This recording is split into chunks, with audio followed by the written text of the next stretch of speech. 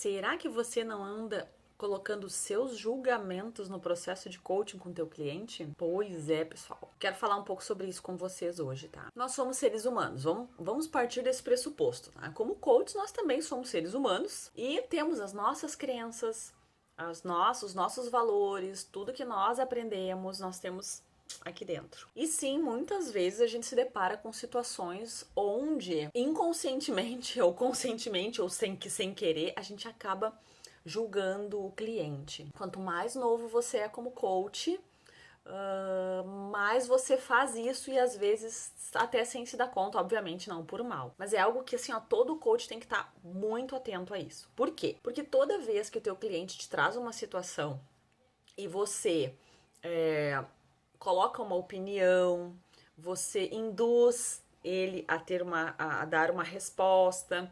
Toda vez que você faz uma pergunta que direciona um pouquinho, isso mostra que você está colocando o seu julgamento no processo de coaching, tá? Então, por exemplo, se você faz uma pergunta do tipo: tem certeza que você quer essa meta? Tá colocando teu julgamento. Você pode estar querendo dizer pro teu cliente que você tá duvidando que ele consiga aquilo. Entendem que é uma forma muito sutil. Isso acontece de uma forma muito sutil e às vezes inconsciente. Às vezes o coach não sabe o que perguntar e ele acaba colocando uma sugestão disfarçada de pergunta. E aí tem um julgamento por trás disso, tá? Outro exemplo também, deixa eu ver o que me ocorre às vezes assim. O cliente coloca... tem um objetivo e ele coloca uma data. Daí se tornou uma meta agora. Por exemplo, tá? Uma pessoa que queira emagrecer. Se essa pessoa chega pra ti e diz assim: olha, Fernanda, olha o meu querido coach, eu quero fazer um processo de coaching e eu tô pensando, o meu objetivo é emagrecer 10 quilos em um mês. Tu como coach, tu tem que cuidar pra não julgar assim, como assim 10 quilos em um mês? Quem diz que essa pessoa não pode emagrecer 10 quilos em um mês? Claro, existem formas mais saudáveis e menos saudáveis, existem formas, a gente sabe, né? Existem várias formas da pessoa conseguir emagrecer 10 quilos.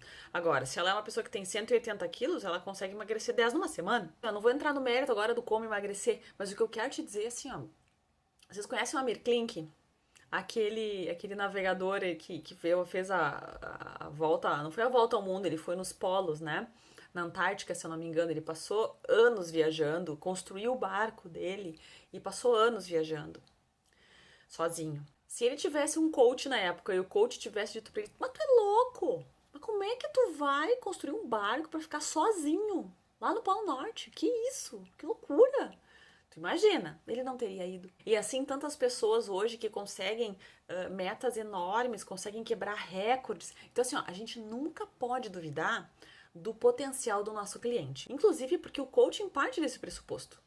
O coaching se diferencia da consultoria não só porque o coach não diz o que o cliente tem que fazer e o consultor diz, mas também porque o profissional coach parte do pressuposto que o cliente tem potencial, o cliente tem condições e as respostas estão dentro dele, e o papel do coach é provocar pensamentos, provocar insights através das perguntas, para que o cliente possa chegar nas próprias respostas. Então, se o coach começa a dizer o que o cliente tem que fazer, começa a disfarçar a sugestão em formato de pergunta: ah, mas tu não acha que tu deveria fazer um planejamento para isso? Ah, mas tu não acha que tu tinha que falar com teu marido antes? Será? Tu não acha que seria mais prudente conversar com teu filho? Entende? Se o coach começa a fazer perguntas, direcionando, ele está já fazendo um julgamento que o cliente dele não vai conseguir chegar numa resposta. E aí,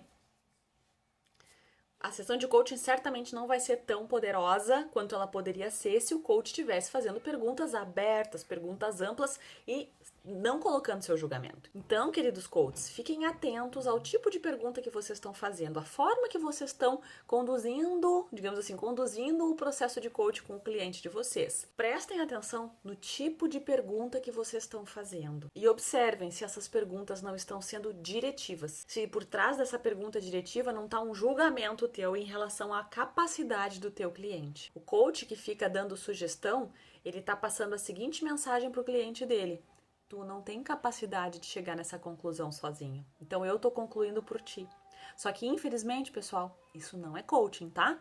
Desculpa dizer isso, mas vocês não estarão fazendo coaching, tá? Ou estarão fazendo um coaching nível muito principiante. tá? Porque se é pra dar sugestão disfarçada de pergunta, vocês estão fazendo alguma coisa aí misturadinha que não é muito bem coaching, tá?